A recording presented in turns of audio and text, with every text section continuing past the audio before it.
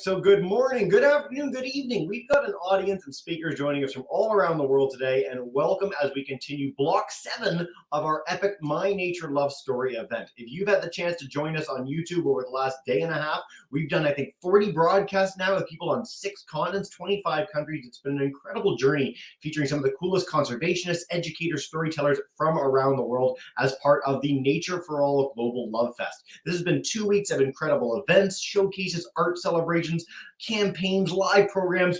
It's more than I can even address in one intro, of things featuring some of the best stories from some of the most amazing people around the planet working to protect habitats and to educate the public about them too. If you haven't had the chance to check out Nature for All Global's website and all the amazing partners and the network that they've built up over the last several years, I really encourage you to head there and check it out. There's so much on the go. They are doing such incredible work.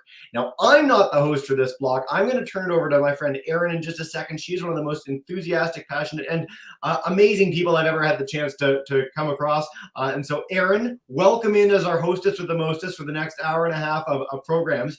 And you're going to have a good run for your money in terms of like sheer confidence with our first 2 speakers who are literally joining from school today. I think that's the first time we've had that during the Love Fest, and that's pretty exciting. That's amazing. Yeah, absolutely. Very cool. Thanks, Jesse. I will bring them in. I'll dip out myself and have a wonderful 30-minute chat. Thanks, Jesse. And just before I introduce our 2 first wonderful speakers, I'll take a quick second to introduce myself. So my name is Erin Drage. I am the program officer for the International Union for Conservation of Nature World Commission on Protected Areas, which is a mouthful, the IUCN WCPA. And our commission works on bringing together experts from around the world on protected areas and conservation. So we geek out over protected areas all the time and try to advocate for more and better protected areas around the world. So that's who I am. And I have the great pleasure today of hosting some amazing speakers, including our first 2 speakers, Kean and Sunook. And so Kean and Sunook are going to give us a little introduction to themselves to start. I think you can give much better introductions than I ever could. So maybe Kean will go ahead with you and you can get started with them. Who are you and why are you here with us today? I appreciate the introduction, but my name is Kean Dow. I am a junior at D.H. Conley High School in North Carolina. And basically what I do is I started an organization called Environmental Droners, which is a youth-led organization where we utilize technology such as drones to film polluted areas within our community. And then we take that footage and go to our local government, local organizations to help clean up these areas.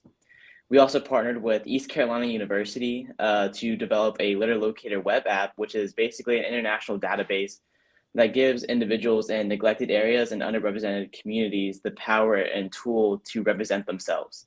And so using this, we have been able to go internationally as well. We have connections in Spain, Ukraine, South Korea, Uganda, and they're advertising this app as well. And they're also recreating environmental droners in those different countries. So we have gone international as well.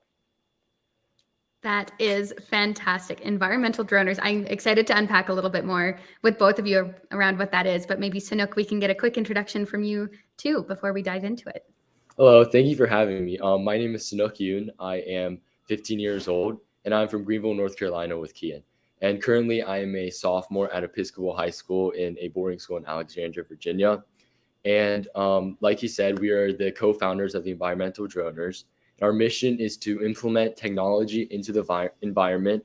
And other than the drones and the app, we really want to create a platform for youth to raise their voices and really make a difference in the world, because I think it's really important to value other people's opinions, perspectives, and we really want to make a change in the world with everyone else in the world.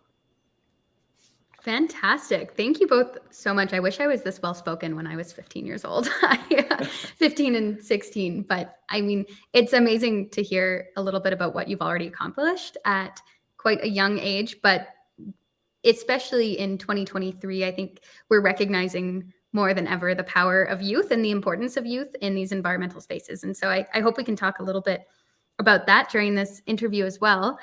But we like starting these Love Fest interviews with our nature love stories, which has been a big theme around Nature for All and this Love Fest, surely, in recent weeks and months and years. So I'd love to hear from both of you. What is your nature love story? How did you first fall in love with nature, and what is it that has driven you to pursue these environmental passions and starting initiatives at in high school when you could just be studying your history textbooks? What's your nature love story, Kean? Let's start with you. So for my nature love story, the reason I fell in love with nature was realizing that nature is all around us, and it really is our building blocks of society. So it's all around us, and it provides us resources that we can't even fathom to create. And so it's amazing how much the ecosystem does for us and how nature provides for us. And the way I fell in love with it was realizing that people underappreciate it very much. And so especially going over COVID-19 and the use of a lot of restaurants and companies going to online and shipping, and there's just a exponential amount of proliferation within our community. And I was like, wow, this is crazy. Like, we need to do something about this. And so that's how we created our initiative of trying to film these polluted areas, trying to spread awareness so that people could understand how much of an impact this actually makes and the amount of people who don't care. And so we're just trying to bring light on the fact that people do care and that people should care. And I think one of my biggest inspirations was also Greta. She's a very big international superstar within the environmental community, and she really did inspire me in my action as an environmental advocate. Oh, that's great to hear. And really interesting to hear that your love story started, a lot of people, their love story starts with their deep connection with wilderness, untouched, really beautiful natural environments. And for you, part of the way that you fell in love with nature was actually by seeing its demise, by seeing it being abused by humans. And I think more and more of Gen Z and future generations are going to have that relationship with nature if we do not change the narrative at this point. And it's really quite interesting to hear that that's how you started your love journey with nature.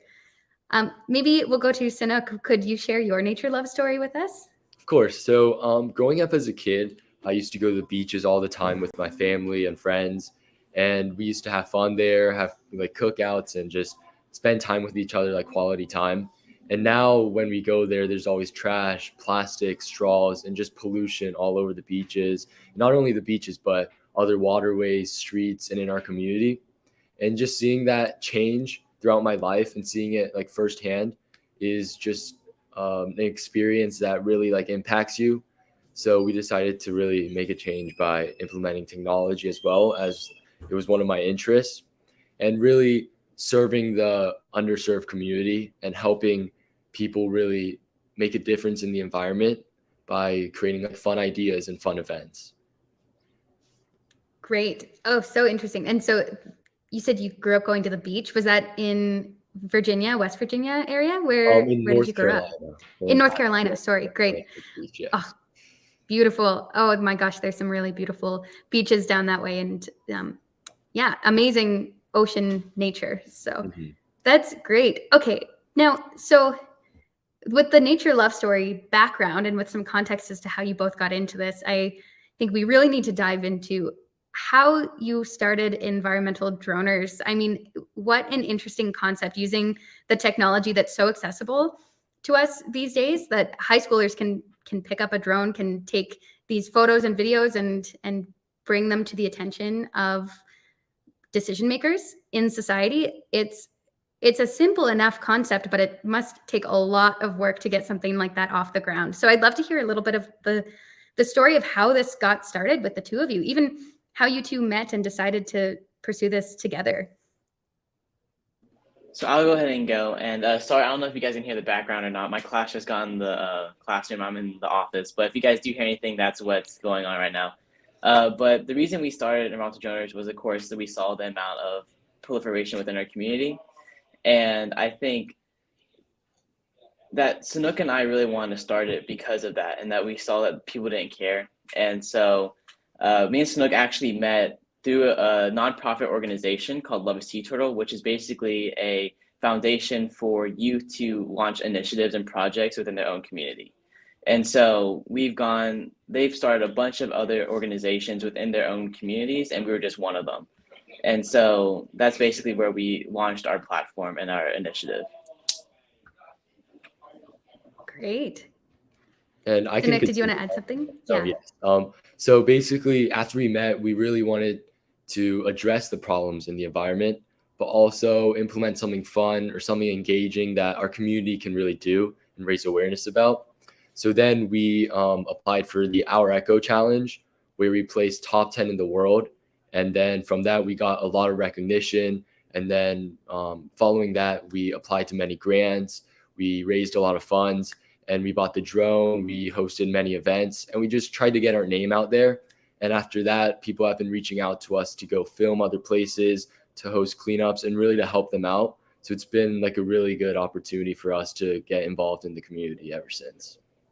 And I just want to also add that, especially the beginning was absolutely the most like difficult because you have no idea where to start. And so it's you're asking questions like, what do I need to do? Like, how do I even start it? Like, what do I need to do first? And so I think that's why Sunook and I have been able to mentor kids from across the globe. And so by mentoring these kids, we've been able to show them the steps they need to take in starting a generosity project like Environmental Droners within their community so that we are expanding our effect not only in the United States, but internationally. And so we're trying to be mentors for these young youth around the globe to be leaders of tomorrow. That is fantastic. I mean, it's amazing that beyond just the impact that using these drones and gathering this footage has, which in itself is so important, like you're saying, for bringing attention to politicians, for decision makers, and to try to really move the dial on our pollution problem. You're also providing this mentorship. So it's achieving two pretty significant goals at once, which is fantastic and a great opportunity for you to harness. And again, as relatively young people, and I think some of the youngest people, if not the youngest, that we're interviewing for this Love Fest, to have that intuition and that understanding of the impact that you can have beyond just the mandate and the goals of your initiative is pretty fantastic. I'm impressed, so impressed by both of you. Thank you. And if we wouldn't have been able to do anything without our mentor, Mr. Dan Sokolovic, we realized how it is to really have someone mentor the way. And we also realized that some people don't have the opportunity or even the resources to even start an initiative or even speak out in their community. And we realized that it's like a problem in our world and we really need to address this. So we really wanted to give the opportunity and help other people. That's a great point. I mean, the power of mentorship can't be understated, especially when it comes to tackling really big, complex, and at times exhausting problems like climate change and environmental degradation. And so I'm really happy to hear that you've had that great mentorship and now you're able to give some back to students, to youth around the world too. Okay, but I would love to talk a little bit about how Environmental Droners actually gathers this footage and what you do with you said you purchased a drone with some of the grants and that your model is being adopted elsewhere in the world. And so I'd love to hear a little bit about what this model is. What does it look like when you're actually going out and collecting this footage? How do you choose where you're going to do it? Yeah, walk me through how Environmental Droners works from the bottom up. I'm so keen to hear more about it.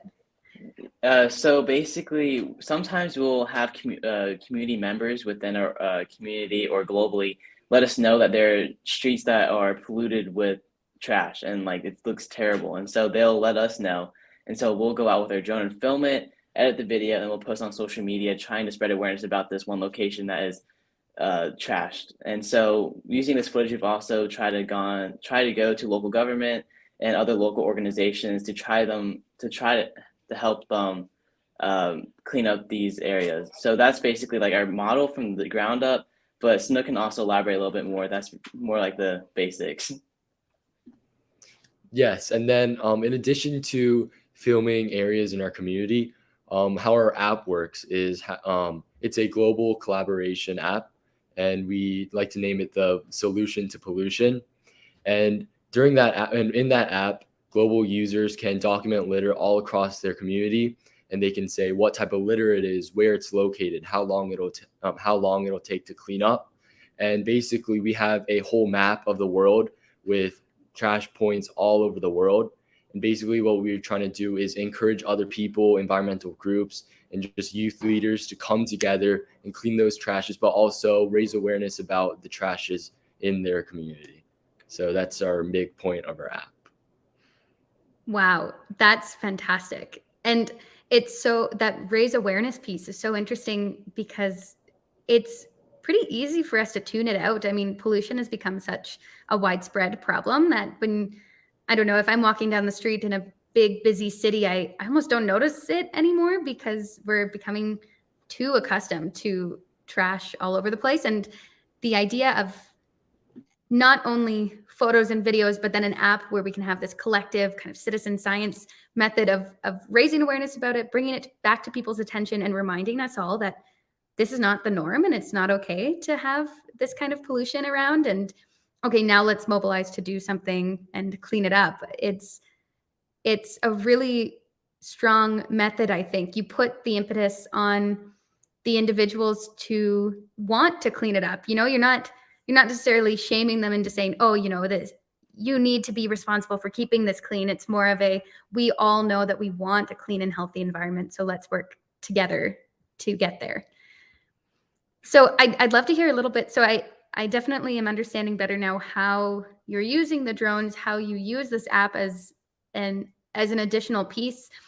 What are some of your calls to action that you have through the app? And when you identify a place that's really polluted, are there initiatives you recommend, or you are encouraging people to take individual action and go out with a trash bag and clean up some of this pollution? What do those calls to action look like? So especially with the app, our main call to action was these community members within these underrepresented areas. They're going to take pictures of trash within the community and then post it, and then hopefully they'll inspire other people within their community to in turn clean up the trash with them. So it's basically trying to make a better community, being well connected. And also I think with Starling as well. Starling is like the international organization that I participate in to help with youth around the world create their own initiatives. And so with that, I've also been able to inspire these young youth by showing them that they're not the only youth that are actually trying to make a difference. And so by inspiring these youth as well, I've been able to expand my message to youth around the globe, and hopefully they'll digest that message and try to do something with it as well. That's great. Sunook, do you have any other thoughts on calls to action from this? Yes, I just wanted to emphasize how we really want to implement innovative solutions, and that includes like social media, but also word of mouth, and just being able to engage with your community, I think is really important. And I think knowing about the problem is half the issue. So that's why we have to really raise awareness again. And I feel like the issues just go unnoticed. So we must like post on social media, talk with other people, talk to government officials. And I think it's really important to really take action and start the process. Yeah, totally. I love this emphasis that you have on community really taking ownership over it, because we're in such we're inundated all the time with information, right?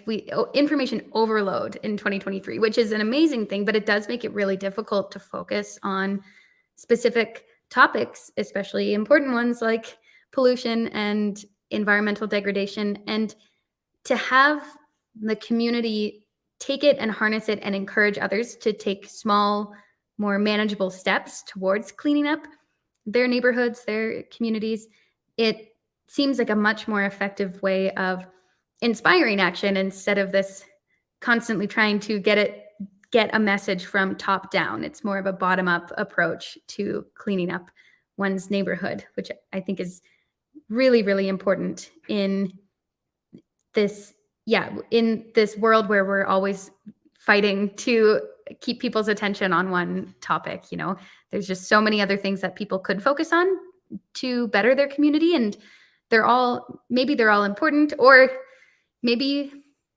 as youth especially, we tend to get very overwhelmed by all of the things that need to be fixed in this world. And so creating this positive spin on it and allowing community to build it up together, I would imagine is quite an effective way to implement real change, even if it's small, piece by piece. Yes, and then I really agree on that point. So that's why we really try to teach youth as well on how to like help the environment, but also how to make it fun. And that's why like this summer we will be hosting summer camps on how to fly drones, how to navigate it, and Oh, just wow. ways that they can help the environment on their own. And I think it's really like unique how we can, really talk with the youth and really show them that it's not like a bad thing that we need to fix, but it's something that we want to fix. And that's something we really want to implement to everyone's lives. I love that. The way that you said that we want it to be fun. We have too many chores to do in our day-to-day lives, and we don't want environmental stewardship to be a chore. It should be fun. It should feel good. It's always more fun when you have a community to do it with and to share successes with. So I love to hear that that's an emphasis of what you guys are doing together through this organization. And so maybe you can tell us a little bit here about how you've seen it implemented around the world, because you said this started as more of an initiative in your local communities in the United States, and you've seen it expand to be adopted elsewhere around the world. What does that look like? Maybe some success stories that you've seen elsewhere? It's really inspiring to see that our action is making a difference and that it can be replicated. So by watching us try to teach our skills to these underrepresented areas, especially with the summer camp, he was predominantly filled with underrepresented areas within a community near us. And so by teaching these kids how to fly a drone and how to make their own initiative is really inspiring, because a lot of them actually do want to make a difference. Especially with our international communities, they contacted me as well. They're like, hey, like we need help. We want some help with how we can clean up our environment. And so that's why I'm helping them recreate an initiative that has been successful in the past. And so that's inspiring to me, extremely inspiring. Absolutely. Yeah, that idea of empowering youth to be able to take action, we're not telling them that they have to, but instead telling them, we know you want to, and here's some tools and some ways that you can do so, and reminding them that it is within each of their power to harness that desire to save the world, and to save the environment that they're seeing degraded. So Sunook, do you have any thoughts on that too, on this international expansion and how you've seen this adopted elsewhere?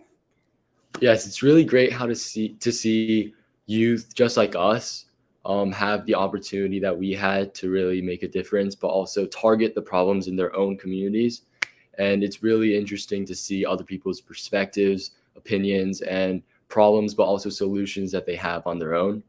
And not only internationally, but as I attend a boarding school next to DC, I have been in contact with the DC youth mayor, with other political figures, and I've been trying to really make a difference through governmental change. And I think it's really important not only to help the community directly, but help other people through laws and really action that can really change the world. Fantastic. I wholeheartedly agree that I love to see how you're targeting so many different groups here. You're talking about individuals and youth and how they can take action and providing mentorship and that empowering piece, but you're also trying to connect it to decision makers who are often not as connected with the on the ground community movement side of environmental activism, and you're making deliberate actions to get this drone footage into their hands, to, I'm sure, bring the app to their attention and share some of the the data that you're collecting through this app, tracking trash and just saying, look at how widespread this problem really is. So that's so important. I'd love to hear a little bit about some of the other initiatives that you've been involved with. You said you had gotten some grants, and I know you had been part of maybe the Earth Echo Challenge. And can you talk a little bit about some of those initiatives and how they've contributed to the growth of your organization and maybe your development in the space as young environmental activists?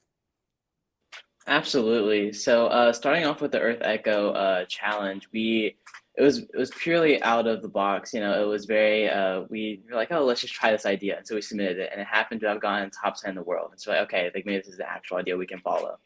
And so we started following it, and we didn't get top 3, but we did get People's Choice. So people liked our initiative the most, which is very nice. But as soon as we didn't win it, we were like, oh, like, we don't know like how we're gonna be able to fund this. And so we decided to go out of our way and find micro grants. And so we were able to get $500 there, and then $750 from Love a Sea Turtle, and money from all over the place. And eventually that was how we jump-started Environmental Donors into action. And then also through other grants and activities that we've done, like I know Sunook is on a youth council called the Blue Bow Sea. And I'm also on the Starling Initiative cohort, which is an international organization where they select 50 individuals from around the world to help them grow their generosity projects. And that's how I've been able to connect with youth around the world. And then also we have gotten money from Prudential, Emerging Visionaries from Ashoka. And so we get to go to New Jersey pretty soon to get more, hopefully pitch and get more money for our initiative and starting more initiatives around the world. Congratulations. Wow. Sunook, anything you'd like to add to that? I mean, it sounds like some amazing achievements so far. Yes, of course. So back to what he said about like how I'm part of the youth council for the Future Blue Youth Council of Bowseat, and being able to engage with youth from around the world has been a really humbling but also really great experience. And I've been able to work with their separate communities, their clubs and organizations. And in addition to that, Kean and I have been a part of many conferences, summits, and we have spoken to many individuals, both young and old, and across all ages. And I really think it's important to talk to other people and really learn their story and also talk about our story. And I think the greatest thing to do is learn from other people's perspectives and not only your own. So that's a lesson we've learned throughout our time with our initiative.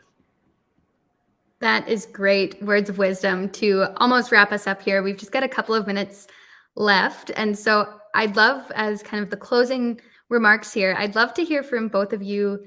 We have a very intergenerational audience watching the Love Fest this week and participating in these events. And you two have already mentioned that you really do believe in the power of youth in this movement, and you've been inspired by the likes of Greta Thunberg. And if you could leave us with a final thought on why do youth matter in this space? Why do we need young people engaging in this fight to save planet Earth? I think youth are a humongous component into the survival of our planet and our habitats and ecosystems, because I think the environment was often neglected by our older generations. And so all this has been put down on the youth. And so if the youth don't do anything, who will? No one will. And so, of course, we've had older mentors who have guided us and helped us along. And of course, there are other few select who are very compassionate about the environment. But if youth don't have action and do what needs to be done to help save the environment, I don't know who will. And so youth are a massive component in this, and just older adults being able to help their children and finding that passion as well. I think there's still things that the older generation can do to help youth move along their initiatives. And then youth just need to know that they are the last line of defense for our environment. Thanks so much, Kean. And Sunook, what would your final words of wisdom be on the power of youth in saving nature? One thing I learned was throughout my time in my initiative, it's really hard for youth to really speak out because some people doubt you, question you, and that's what happened with our initiative. But we realized that when youth talk, people listen, and it's really important that young people really show that they're willing to save the environment. And if you really think about it, everyone works to have a better world, better life. So might as well just have the youth work together with the adults and really create a really strong world and environment together. And I feel like using that youth power and youth voice and youth advocate is really important, especially nowadays. Awesome. Wow. Well, thank you. On that very inspiring final note, I think I will release you both back to go to school since you're in the middle of your school day right now. But I can't thank you enough for taking the time to join us. It's really great to hear about your initiative and all of the mentorship and amazing youth empowerment work that you're working on. So thank you for your time, and hope you have a great rest of your day, both of you. Thank you for having us. Have a good one. Yeah. Thank you so much. I'll see you Soon, hopefully.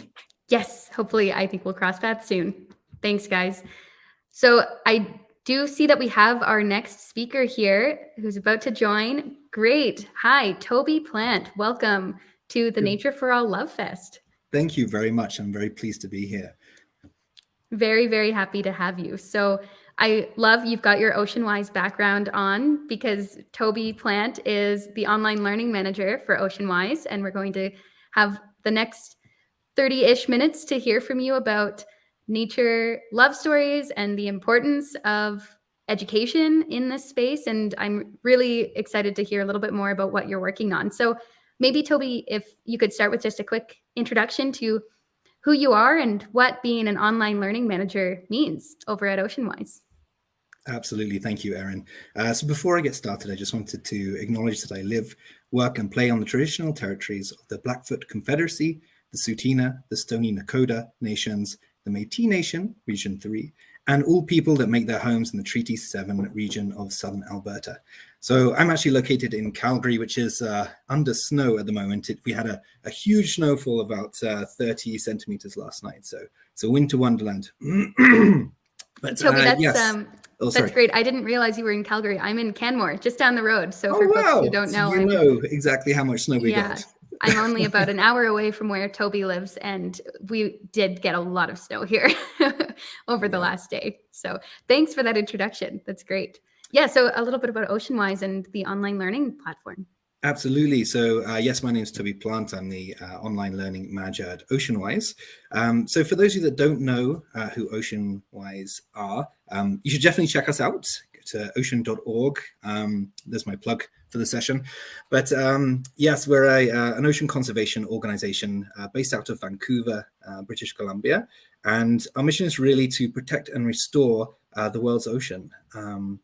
So we do that through a variety of different initiatives, ranging from lovely whales over here, where we've got a seaforestation initiative, which is actively planting kelp along the BC coastline and in Chile now as well. And we've got a plastics initiative, which look into the plastic problem, especially with the ocean and microfibers and microplastics and their effects on organisms and the effects that it have on the environment. And we have the seafood, probably what OceanWise is best known for across Canada anyway. When you buy some either a tin of tuna, or if you go to a restaurant, you might see on the menu this little logo, such a quite big logo, which means that it's a sustainable source of fish. It's been harvested sustainably. So yes, we do lots of different sorts of work. I'm in the youth initiative, which kind of suggests focuses on youth. And I just caught the tail end of your chat with Kean and Sunook. Fantastic. That is what we're all about, is empowering youth to take action on behalf of the ocean. So I live within the online realm. So we basically reach out to thousands of youth over the course of a year, and really increase awareness of some of the threats that are facing the ocean. So we focus on three main threats. There are obviously tons and tons, but the three that we focus on, they're pretty big. So it's climate change, ocean pollution, and overfishing.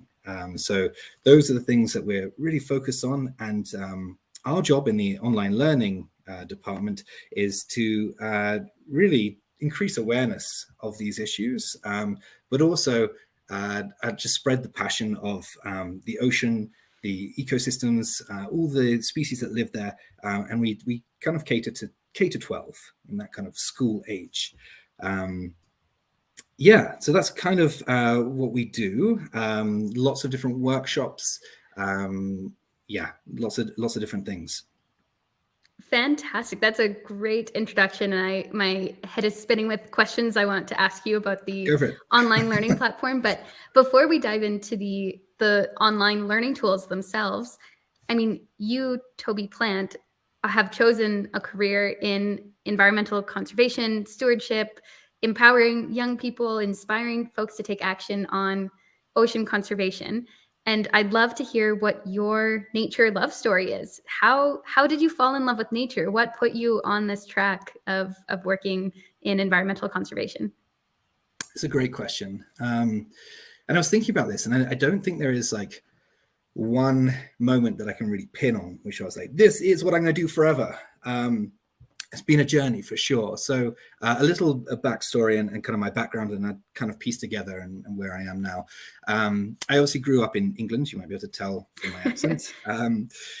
I grew up in the countryside, in a rural kind of area. So I think, and I was near to the ocean, and I think during kind of I'm dating myself a little bit now, the mid 90s, we didn't have the internet and there wasn't too much stuff on TV. I think we had 4 channels on TV. So really my entertainment was going outside in the garden and investigating what was going on and building camps and going for walks and that kind of thing in my surrounding area, and then heading to the beach and exploring really. So I built like a deep passion for nature and the love of nature. And really, I think it was through play. And I know it's a massive strategy, play-based learning, because it works. It's connecting youth to their environment through play. And I did it kind of by accident for out of boredom, really. But that's, I think I kind of built an appreciation and a love for nature, for more of an entertainment and more inquisitive, like asking questions, what's going on here, and why is that bird chirping, or kind of building up connections there. But I think the number one inspiration for me, and you've probably heard this quite a lot, is Sir David Attenborough. I think for me, growing up with him on TV, exploring the different ecosystems across the world, and then putting in kind of the threats and more so at the moment, there's been a real spotlight shone on the work that we have to do. But I think it was fundamental to kind of where I ended up. And watching penguins and elephants, and I wanted to be involved. I wanted to do something. So I went to school for marine biology, kind of took my passion for the ocean and nature and science, and then got to go over the world with it. So I went to Indonesia to do some diving. I did my dissertation on coral reefs and angelfish behavior, and basically how their behavior is affected by human influence. And it just blew my mind. And I don't think anything. I think some people are very passionate about like space or automated cars, the automatic ones that drive themselves. But for me, it's nature. I just look at it and the things that happen. It blows my mind. So I kind of followed it, and I went traveling around the world. It was funny. It's I haven't thought about this really. It was mainly guided by what animal I wanted to see next as to where I went. So it was Australia and Asia, and then made my way over to Canada and here now. So yes, and when I got to Canada, it was kind of a fresh start, and I had all this. I'd worked as a marine biologist in England, but I didn't really like sitting in a lab. I liked the research and the science part of it, but really wanted to connect more with the conservation side and inspiring people to take action on the beautiful things that I've seen across the world. So sorry, that was a bit of a long-winded, kind of convoluted way, but I've made my way to Canada. I'm in Calgary now, and I'm working remotely for Oceanwise in Vancouver. That's fantastic. I mean, there's so much in there that gives us hints as to the power that a nature love story really has. I love what you said about chasing animals around the world and pinning your travels on the kind of natural phenomenon and the wildlife species that you wanted to see. It's especially when you contrast it with technological advancements, artificial intelligence, cars that drive themselves. It's like, yeah, those things are really amazing, and it's incredible. But you go and you look at one little mossy log in the forest, and that is also magical. There is so much power in nature, and the ways that natural systems work are truly mind-blowing. I think you said mind-blowing once or twice. I couldn't agree more. Absolutely. And something that you just said there, I don't think that you have to, I mean, I've been very lucky to go around the world and seen things that I have, but I don't think you have to do that. You don't have to go and chase the megafauna, the whales, the elephants, the tigers, all of those things that make it on National Geographic. You do, and you can just go to your local park and see a mossy log. And if you just sit and look at it, you'll see all of the different things. 30 seconds is all you'll need. You'll see how insects interact with each other.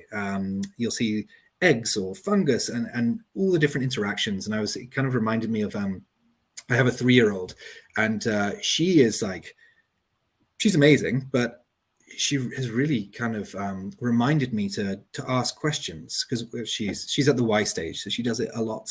We'll be at the park and why is that bird chirping, or why is that happening there? And it really kind of opens your eyes, and you start asking yourself, like, I don't know, let's have a look. Oh, there's a hawk up there, so maybe that's why it's chirping.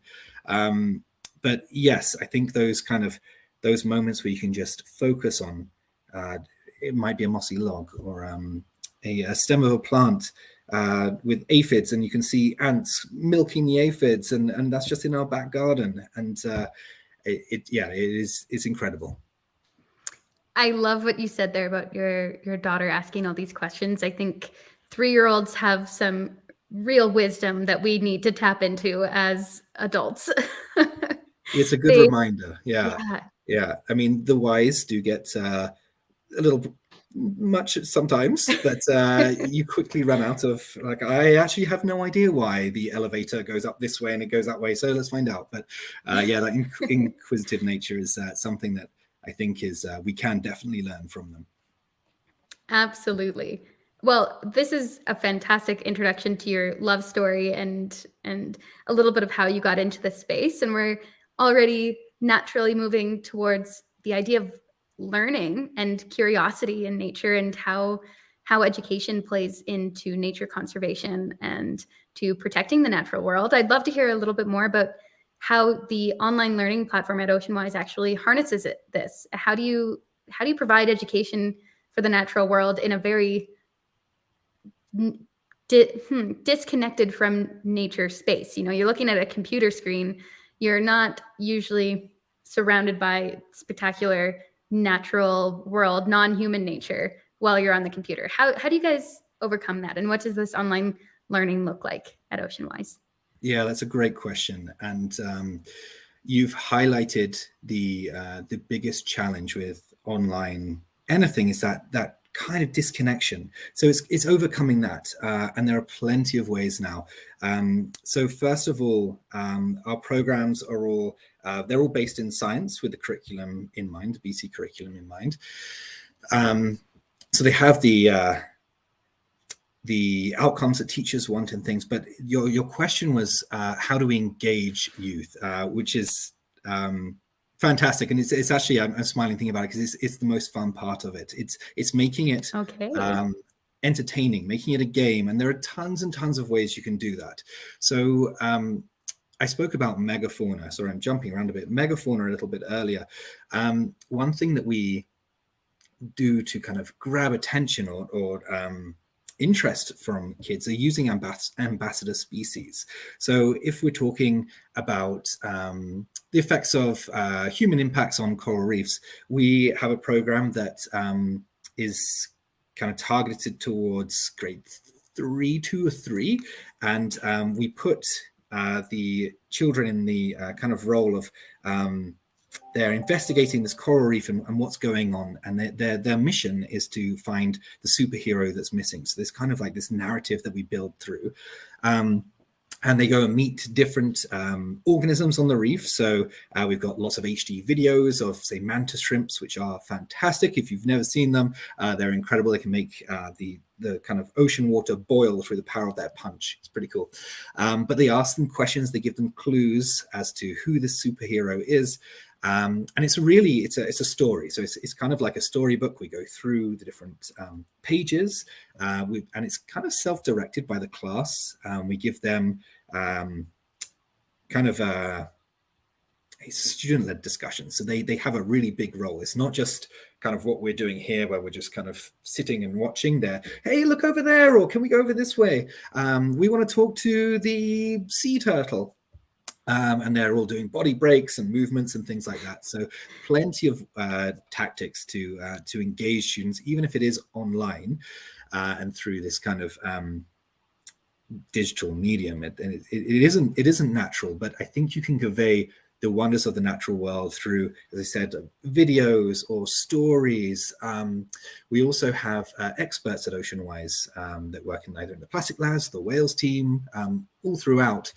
So we get their findings and we kind of put them through there, distill them, and make them ready for the audience as well. But yeah, lots of games. There are lots of tools as well. We live in a world, and I think the two gentlemen before me were talking about drones and technology. Technology, we're living at the forefront of it. It is so hard to keep up with it. Every day there's something new that's coming up, or another tool to engage youth with, be it collaboration methods or clouds or games, quizzes, virtual reality. Really, things are coming out day by day, and it is also mind-blowing, the things that you can use to engage youth with nature online. So yeah, lots of different tactics. I think the main one, though, is including the audience in our programs, so they don't just feel like they're being projected to, and asking them to discuss with their neighbor, or what things do you find in your community, that kind of thing.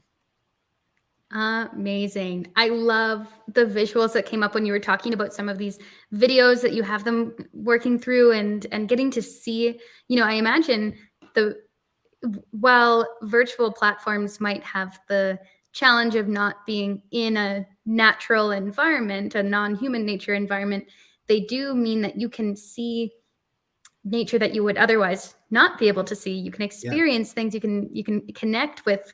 When it comes to the ocean, especially, you can connect with students who live nowhere near the ocean, but still have a really important role to play in ocean stewardship, right? You've got it, Erin. You've hit the nail on the head there. Yeah, absolutely. With digital education comes accessibility. And that's not just where you are in the world, but if you're able, maybe you don't have the means to get a school bus to go on a field trip, or you live outside the catchment area for somewhere that you want to go. So really it opens doors to anyone everywhere. Time zones and languages are sometimes a barrier, but really there's been it's a game changer. We could never learn from distance. And I think COVID and the pandemic really kind of brought that to light as the power of online education.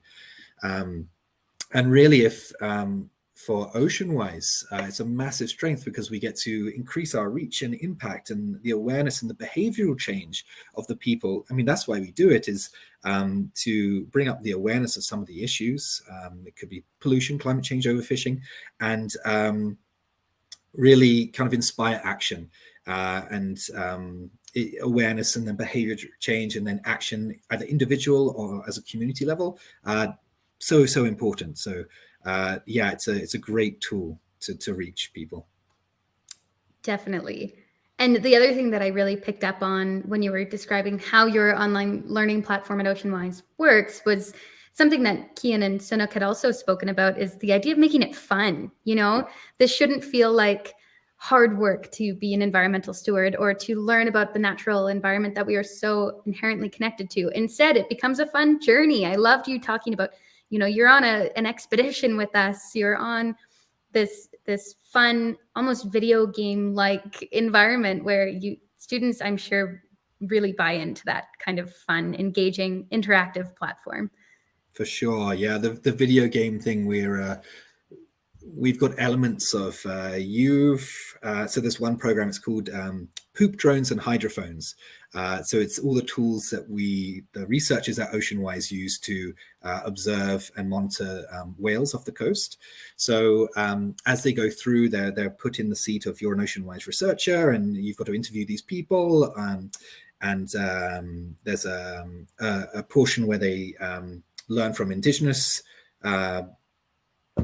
folks in the lower mainland, and they kind of compare the oral history to what they've seen and observed to what's kind of there now and the migrations of orca in and around the lower mainland, but also the game element, the gamification, which is so strong because it's so engaging.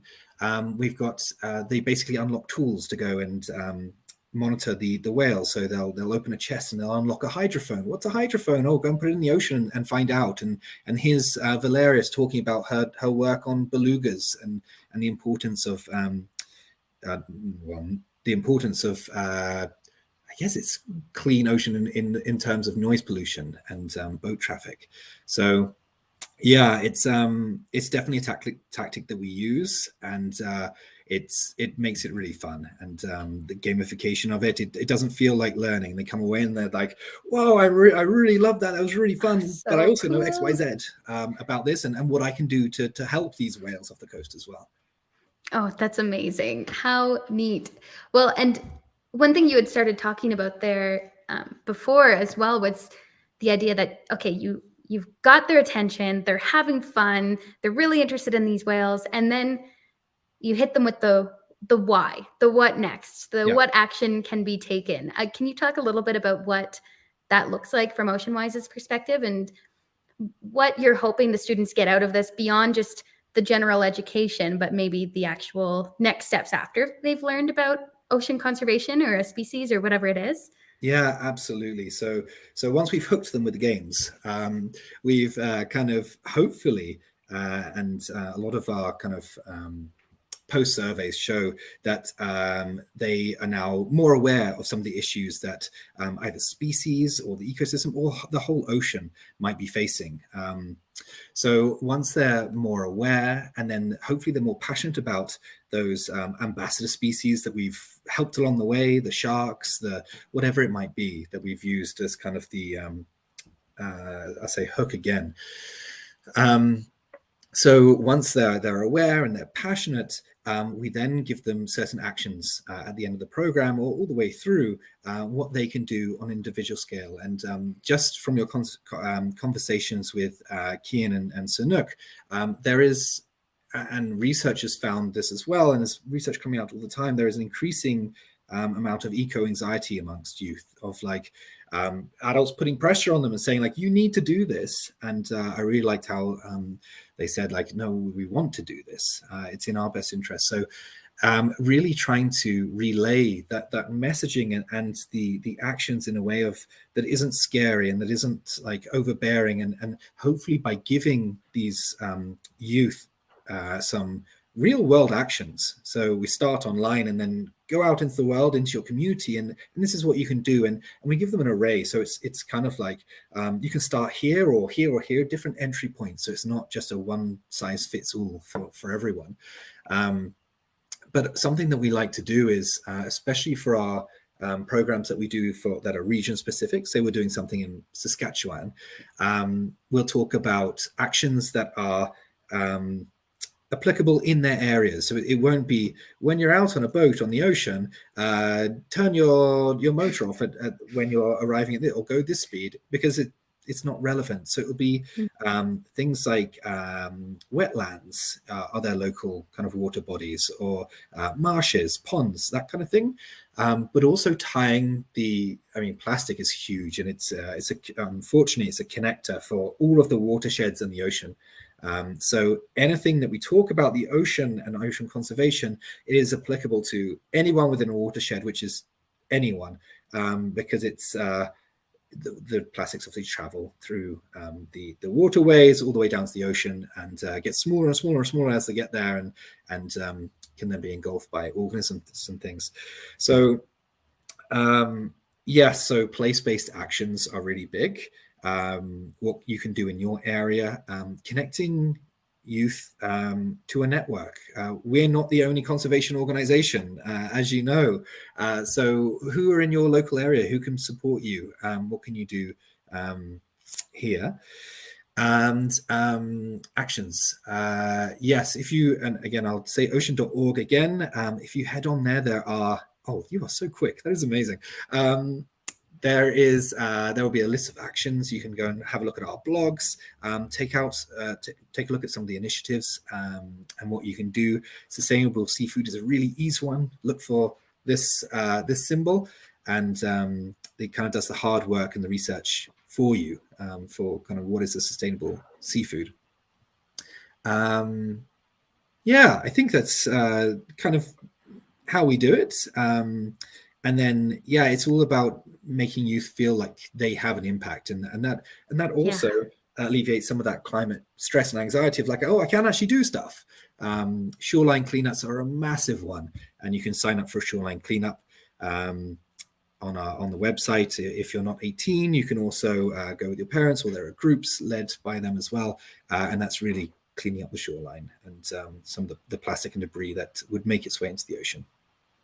That is fantastic. Those shoreline cleanups that are an initiative that I've seen a little bit about, but you always see so much great community coming together, people really enjoying themselves, having fun, but seeing the direct impact of what you're doing and how you're trying to steward the environment is such a rewarding way to be able to engage with environmental conservation, to, like you said, alleviate some of that eco anxiety or that pressure that comes with knowing the world needs a lot of help to get cleaned up. But I love the idea of a shoreline cleanup, or if someone's not near the ocean at all, a creek bed cleanup, a cleanup in their watershed. It all is ultimately tied to the ocean, which is something OceanWise does a great job, I think, of conveying. Is you don't have to live on the coast to be a coastal steward and to be an ocean steward. And I love that you touched on that a little bit with the example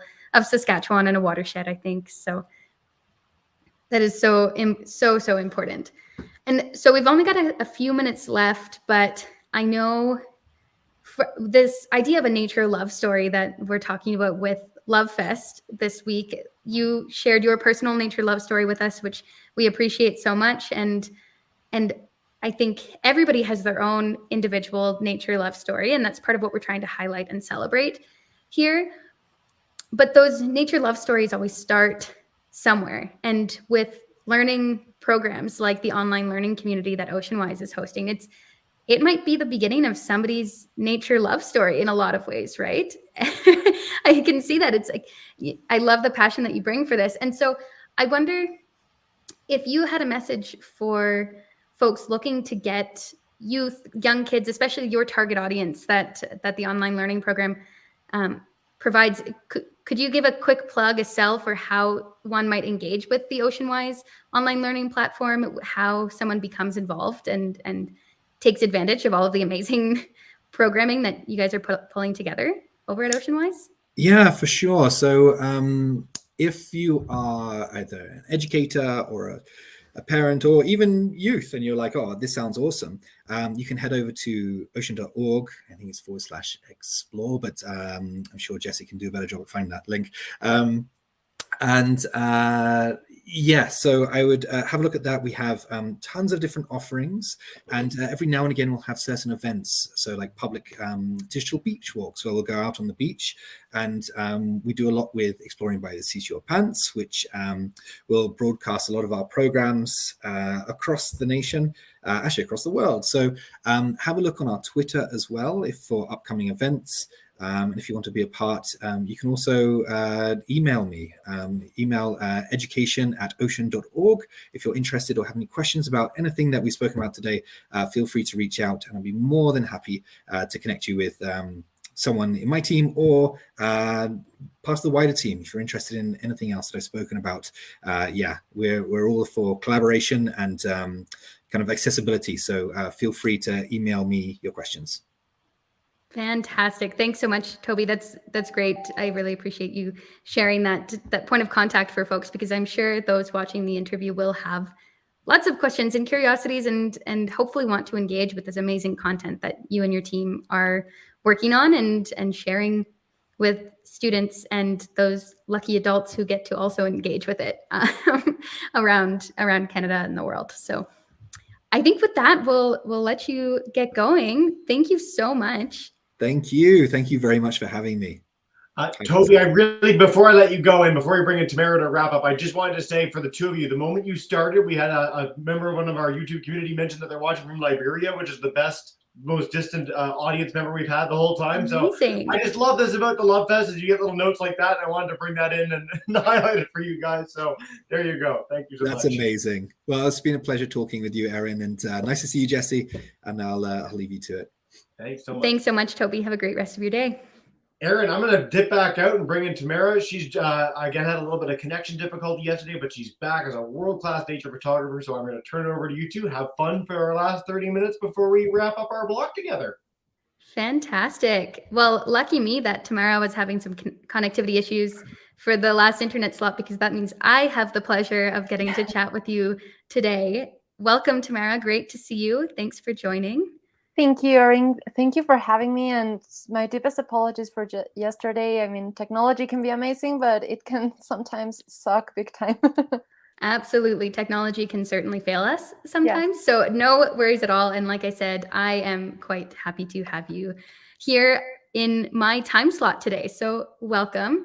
Jesse briefly mentioned that, Tamara, you're a world-class photographer. I imagine from what I hear, you're also very humble and not always as forward speaking about the amazing achievements that you've had, but I've seen your photography and it's exceptional. It's so beautiful and is so powerful in sharing nature love stories in each photograph that you take, and that connection between humans and the natural world. So looking forward to unpacking some of that with you today. I wonder if we might start, Tamara, with just a brief introduction from yourself and who you are and how you landed here in the Nature for All Love Fest. Sure. Well, thank you for your kind words. I really appreciate it. Well, I started as a conservation photographer a few years back. Well, actually, I always wanted to dedicate my life to photography and conservation because, you know, I grew up watching all these documentaries on Animal Planet, the Discovery Channel, all these photographs in great magazines, and they inspired me a lot. So I figured that images are actually very powerful to inspire people to work towards nature and wildlife conservation. And so I really wanted to do the same with my art. So, you know, one thing led to the other, and I think it was back in 2020 or 2019, something around there, when the pandemic struck, that, you know, we were all locked up, and the only way to get my work out there was through different digital platforms. And I saw the contest for the IUCN CEC commission that I could apply, and that led me to getting to know everything about Nature for All and Cities with Nature. And since I had a project about Mexico City's wildlife that is about environmental education through photography, I thought the project would interest Nature for All and Cities with Nature, and so I applied to be a partner, and that's the story of how I ended here. That's fantastic. Thanks, Tamara. And so that's the story of how you ended here and how you're working with Nature for All. But at the very beginning there, you started with, I've always wanted to work at the intersection of conservation and photography. Could you, and you will have heard from our other Love Fest interviews that we've been doing, we're asking people about their love story with nature. You know, how did you first fall in love with nature? How did you end up with this connection with nature? And it sounds like you have always wanted to work in this profession. Can you tell us a little bit more about what brought you to conservation more generally? Yeah, of course. I guess I've always been in love with nature. Thankfully, my mother has always been also a nature lover, and she kind of educated me with that principle. You know, that trees could feel pain and that you should be kind to them and don't pluck plants because they are important, and be kind to animals, you know, those kinds of things that it may sound a bit emotional for the scientific community, but I think that's what we are missing as a society, you know, that emotional connection to nature. Sure, data, everything like that is very important, but our emotions towards nature are also very important. And as such, that's what looking at all these documentaries and photographers, the work photographers were doing with animals and nature, that inspired me, their love connection towards these beings. So I always grew up surrounded by plants, by animals. You know, I was the weird kid at school that wanted to read everything she could about wildlife, about nature, ecosystems.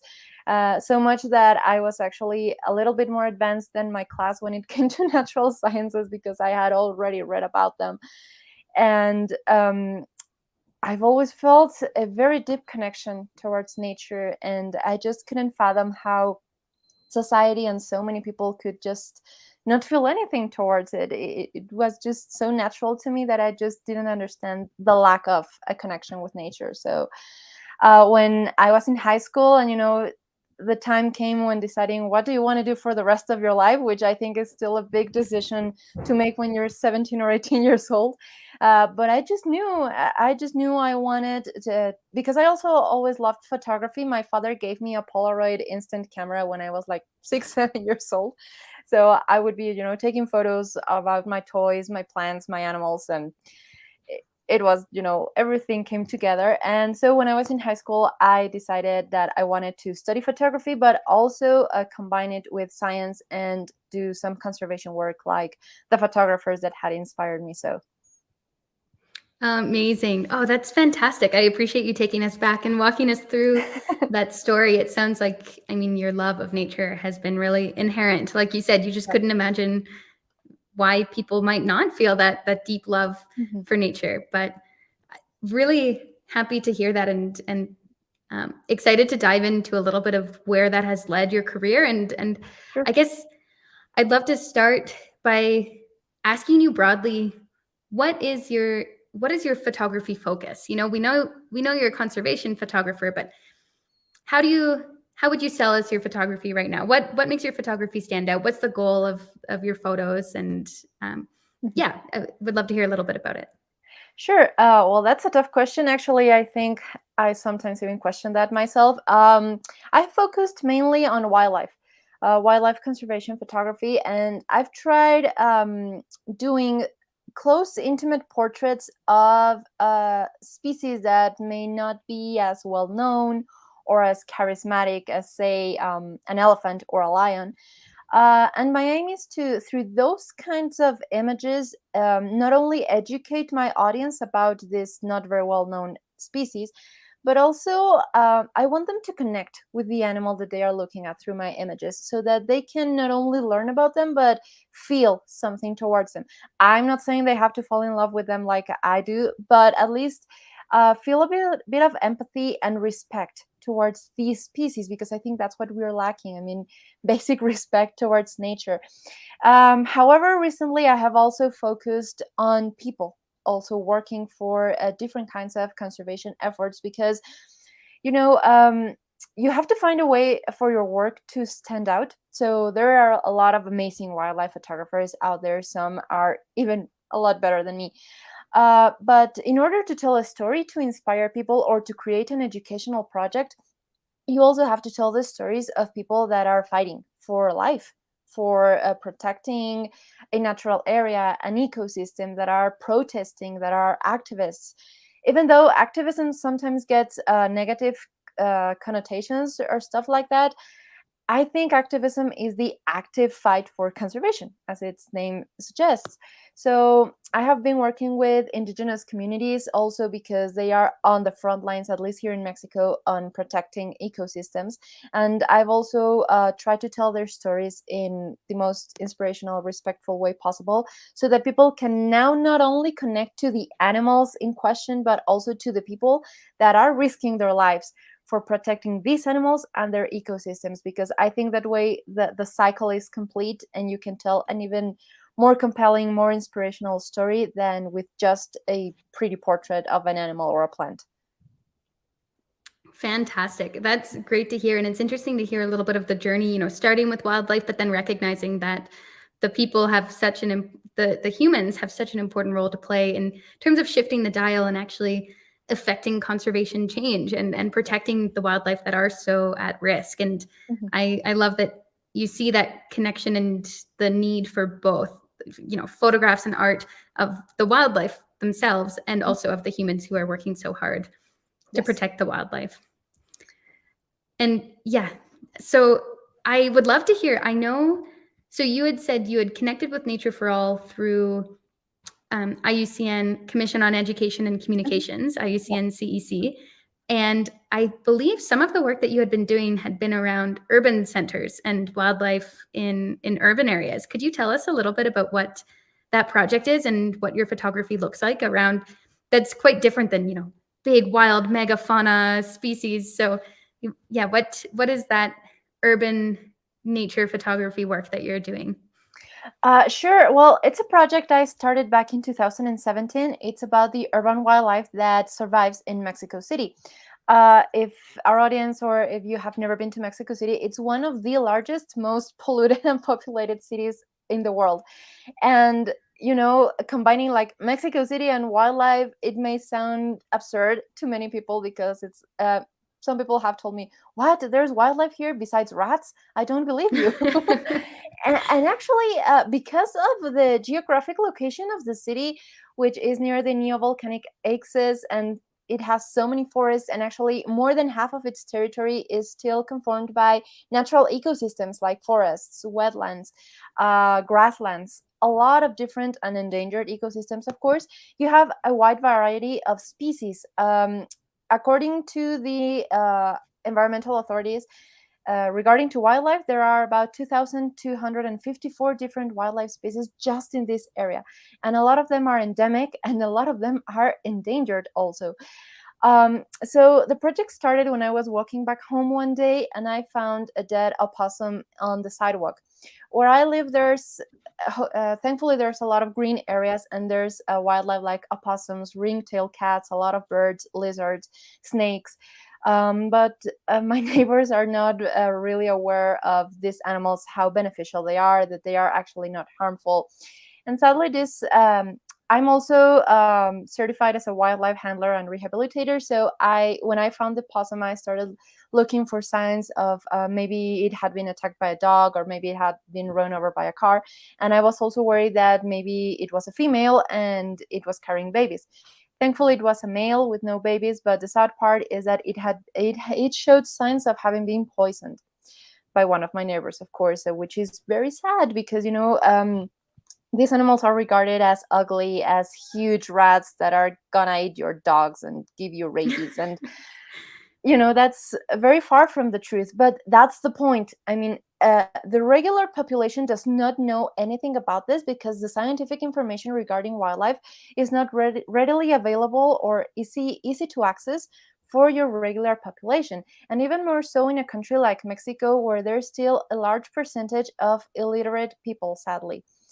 So when the anger passed, I started thinking, okay, so as a conservation photographer, what can I do to help both my neighbors understand about the ecosystems that we live with, the species we coexist with, and to help wildlife? What can I do as a photographer? I am not a biologist, I'm not a scientist. So I decided, okay, but I know about biology, I know about the science surrounding these species, and I'm good with making pretty images, so maybe I can combine both. So I started this project that is called Mexico City's Wildlife, which its main focus is to try and document as many species as possible. I don't think I'm gonna live long enough to photograph the 2,000 whatnot species, but at least a few of them. Mostly maybe the most misunderstood or the most charismatic or known ones. And try to make them look as pretty as possible so that people can connect with them, and to break the barrier of prejudice. You know, if they see an ugly animal, they might not want to learn about them. But if you photograph them in a cutesy way, you know, kind of friendly manner, people will be more interested in knowing which animal is that and what's the deal with them. So after 2 years of documenting a vast amount of species, I started teaching workshops at schools. So I would bring presentations, the photographs, and different kinds of artistic and ludic materials, you know, so that we could have fun with children, even stuffed animals about these species. And we started just talking, you know. Instead of having a boring science class, it was just like a talk. You know, we're talking about animals, we're talking about nature. Children are very receptive towards these kinds of subjects, and they actually know a lot about them. It's very surprising, actually, and very enriching to also learn from them. And also part of the project is holding different kinds of exhibits with the photographs in different kinds of public venues so that people can come close, see the photographs, and learn a little bit about this species, and little by little start to raise awareness and create conscience about what these species are going through, their threats, and how we can help them. I don't want the project to only stop in educating people, but also educating them on what little actions they can take to better both our lives as humans in urban environments and the lives of the wildlife. So it's been a journey, it's been quite an adventure, but the project has slowly gained momentum and a lot of strength. Actually, it's also inspired many others to do similar projects, which I think is nice. And well, it's still there. So yeah. That is fantastic. I can't tell you how happy it makes me to hear about a project like this, because we so often, I mean, I work in the world of conservation and protected areas, right? And protected areas for a long time were these areas far away from where humans live, and we're making them a fortress. We're fencing them off and saying that's nature, and over here where we live, that's not nature. And that narrative has had a lot of harmful side effects on society for the last several hundred years. And I am really pleased to hear about this initiative to really show how connected the natural world is within urban centers. Urban centers can so often seem like they're not nature, right? They're the non-human nature isn't as obvious and present in urban centers, but it is certainly still there. And it's so great to have an initiative that's focused on showing that. And then, like you said, having the call to action with it, or the next steps. Here's how you can help support endangered endemic species that are trying really hard to live in these urban centers, but we're not doing a very good job of helping them out.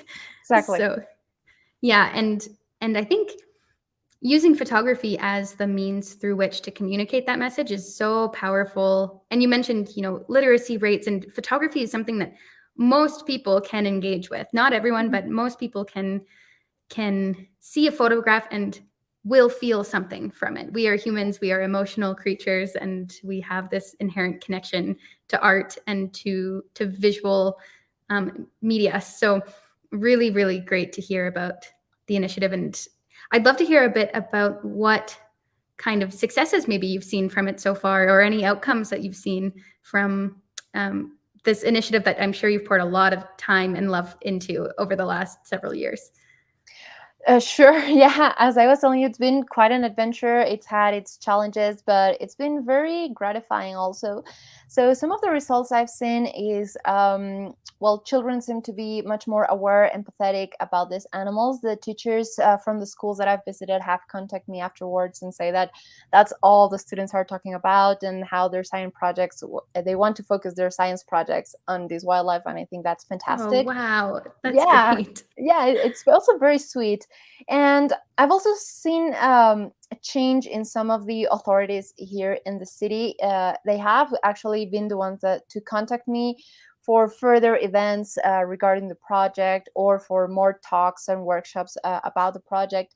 And also a lot of the venues for artistic projects here in the city are mostly reserved for the elite, or the kind of artsy projects, contemporary art, or just for bringing over foreign exhibits from great artists like Van Gogh and stuff like that. But they had never before been open to hosting kind of artistic work that is also mixed with environmental issues. And my project, the exhibits about this project, kind of like started this trend, so to speak, because I have now seen these same venues contact and open a lot more of these doors to environmental artists, to say a thing, maybe that's a new term that could catch on. And I think that's great, because as you say, as humans, we are connected with art. Art is a universal language. It can help us learn a lot more in a much easier way also, and it's memorable. So it's like shooting a bird with two stones, And yeah, and that you didn't used to see that before here in the city, and now I've seen all these kinds of projects, small and big, and from known artists, but also unknown artists. that's amazing. I mean, because there's no point in doing projects like this if you're going to be, envious and jealous and want everything for yourself. That's not the point. I mean, we can all raise our voices. We can all use our art, our talents, our knowledge to share them with the world and do a difference. So yeah, those are some of the biggest results I've seen, and yeah, I think it's a good start. I would think so too. It certainly sounds like it. And I can't help but think of the theme of this Nature for All Love Fest that we're hosting right now, and really these love stories of how we've all fallen in love with nature. With the world becoming more and more urbanized and more of us living in urban centers, our love stories are likely to be with urban wildlife. And I mean, I think of my own love story, and I grew up in Halifax, Nova Scotia in Canada, and it's a pretty big city, and I just loved salamanders. I thought salamanders were the greatest little creature I had ever seen. I would go looking under rocks for them in my backyard, and they are an urban species who's trying to navigate living in these urban areas as well as outside and of urban areas, more in the woods, but you do find them all throughout the city. And I don't know if I'd be working as an environmental conservationist in my career if it hadn't been for my interactions with urban wildlife species that I could find in my immediate surroundings at home. And I think getting to amplify that narrative and share photos of the extreme biological diversity in a city like Mexico City is so critical. And I can only imagine the results that you'll see from this kind of project in the years ahead. I commend you for all the work into it. I know it can be a labor of love, these longer term photographic series, but it sounds to me like there's a lot of potential for this to truly change people's lives and relationships with nature.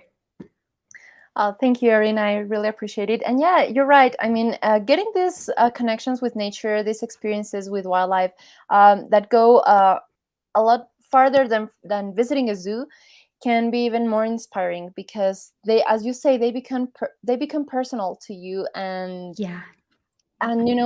there's a saying that we have as photographers, that you cannot protect what you don't know, and you will also not protect what you don't love.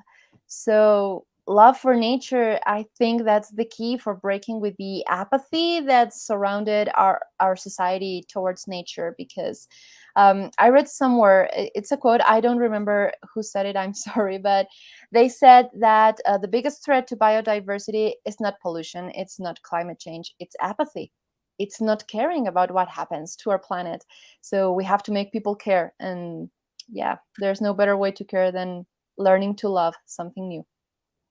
Amazing. Yeah. And photography and art generally is such a powerful way to speak to that. So Yes. I'm so glad that we have you here to tell us a little bit about how that's going.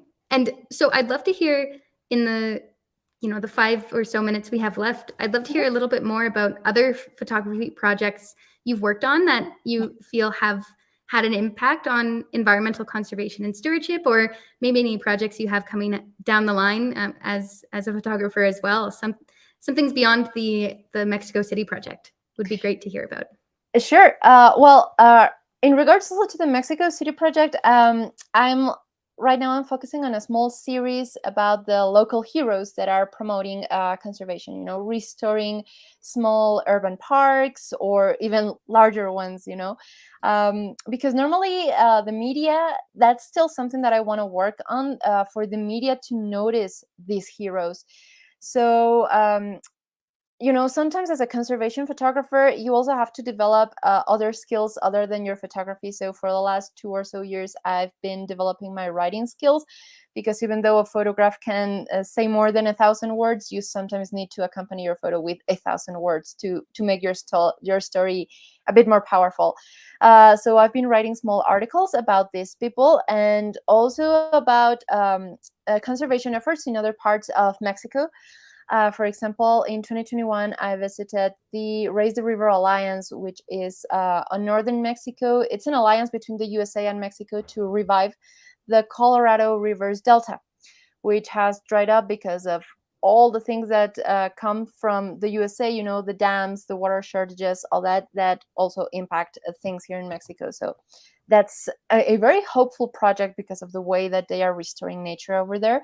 And more recently, I visited some of the indigenous communities in Oaxaca here in Mexico, on the southern part of the country, where these communities are they live in a way that is known here in Mexico as usos y costumbres, which mean that they are more like independent from the government.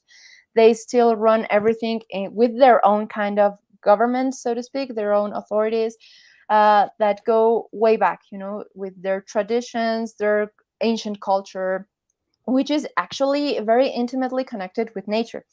So it's very interesting learning from them because they know a lot more about, for example, sustainable forestry than any scientist out there because of their ancestral knowledge, which is something that we also need to learn from and that we need to respect.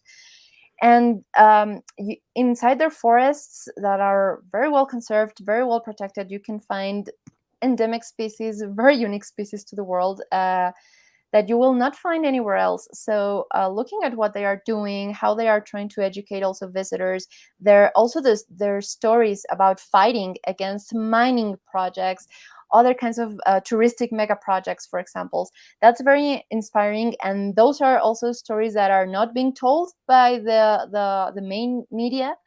And I think those stories need to be told because they are not only nature love stories, they are very inspirational and educational. And they just raise the hope because sometimes, with climate change and everything that we are living, nihilism and desperation can really get over you. And you can sometimes feel like there's nothing left to do and we are doomed. But these kinds of stories actually make you realize that there's still a lot that we can be doing and that we should be doing. And yeah, I think it's like fuel for our hearts, for our minds, and for our determination to keep pushing through to save our planet. Wow, what a strong inspirational note. I think I don't want to deviate too much from that narrative because I think that is such an incredibly important takeaway from your art and from the work that you do. And I know we just have a couple of minutes left before we wrap up. So I wonder, you've touched on a lot of the themes throughout this conversation, but I wonder if you were speaking to a budding young photographer who loved wildlife, loved nature, really wanted to affect change for nature conservation, and they said, oh, well, I don't know, can I really make a difference in using photography? What would you say to them? How would you tell them how impactful photography really can be for nature conservation around the world? Oh, that's a good question. I would first tell them to study a lot, not only about photography, but about biology, ecology, and especially all the scientific information about a certain species or ecosystem or environmental issue that they want to address. After that, I would tell them to drop the shyness. I used to be very shy. It was very hard for me to approach people and talk with them to hear their stories. But, leave that on the side. Just do it. Even if your questions may seem dumb, they probably are not. And these people are going to be very happy to talk with someone that is interested in what they are doing. As I was telling you, learn how to write, because writing articles and putting together a photo story will be much more easier to publish, and it will reach a larger audience than just individual images posted on social media. Social media is a great tool for raising awareness, but it has its limits. You also have to use the traditional media, magazines, newspapers, radio stations, TV stations, all like that. And learn to collaborate with others. Sometimes we want to be heroes. We want fame, and ego gets over us.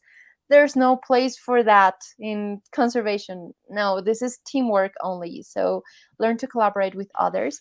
And little by little, you're going to see people flocking towards your work. And also, when you post an image to social media, don't just post an image and say hummingbird. no, write a caption, write something about it, write a story. The context is very important. That's what's actually going to have people flock into your work.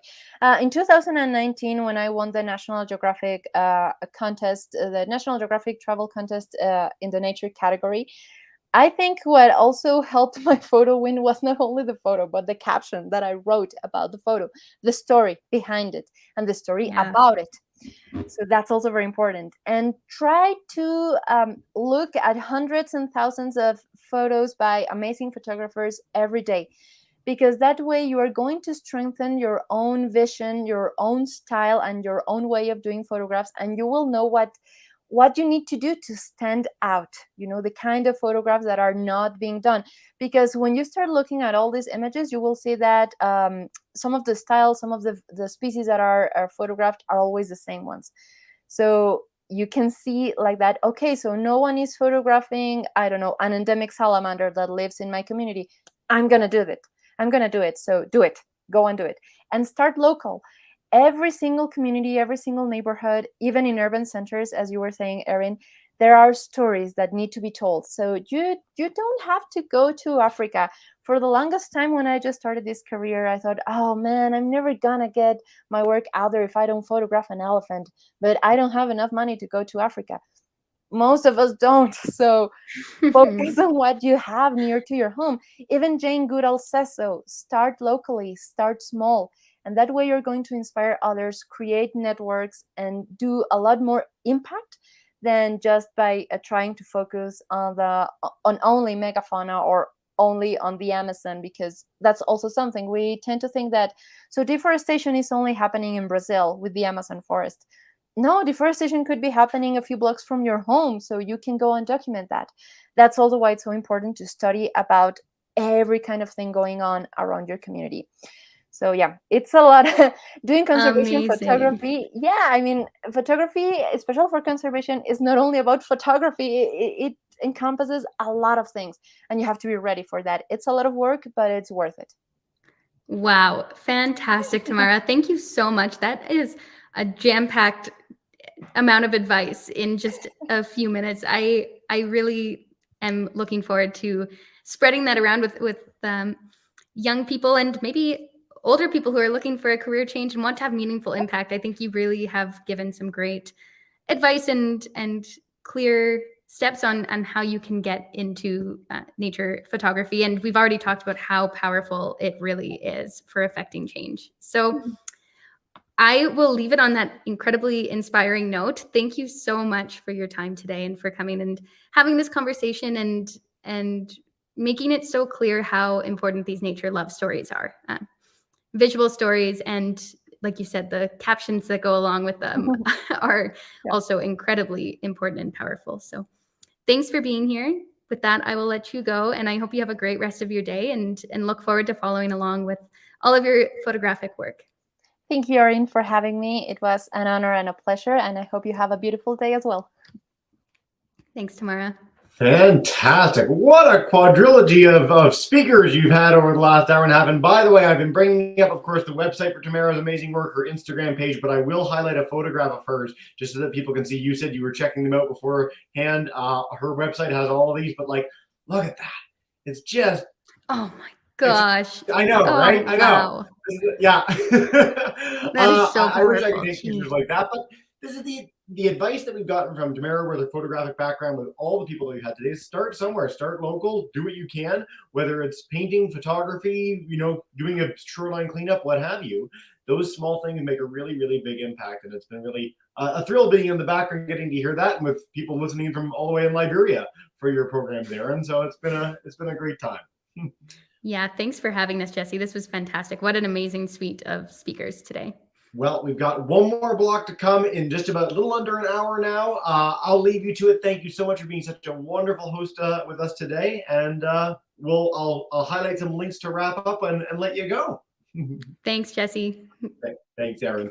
For folks that want to tune in, again, we are going live to the Nature for All YouTube channel, the Exploring by the Seat of Your Pants YouTube channel. We've got just a few more programs to wrap up this incredible My Nature Love Story event.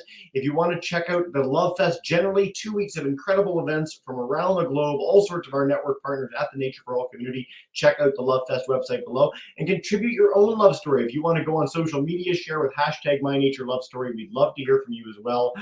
Till then, head to the Nature for All site. Go check out more of the great stuff going on and the amazing people and organizations you've had the chance to hear from over the last day and a half. And I will let you go there. Have a wonderful afternoon.